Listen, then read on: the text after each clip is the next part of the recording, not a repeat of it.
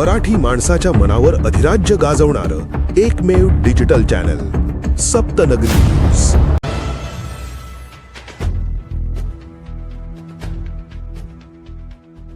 नंदुरबार जिल्ह्यात हजारोच्या संख्येने अनधिकृत चर्च बांधकाम सुरू आहे।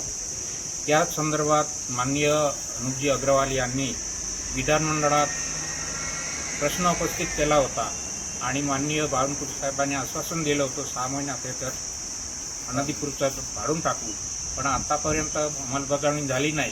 त्याच्यामुळे परत आत्ता आम्ही जिल्हाधिकारी साहेबांना निवेदन द्यायला आलो होतो आणि आत्ता आज निवेदन दिलं आहे। 22 तारखेपासून पुन्हा धरणे आंदोलनाला बसणार आहे आणि 28 तारखेपर्यंत जर अंमलबजावणी झाली नाही तर 29 तारखेपासून आमरण उपोषणाला मी परत बसणार आहे। नंदुरबार जिल्ह्यात नवापूर तालुक्यात 293 चर्च आहेत आणि असे एकूण जिल्ह्यात हजारोच्या संख्येने अनधिकृत चर्च उभे राहिलेले आहेत। तर त्यांचं पण धार्मिक संरक्षण झालेलं आहे।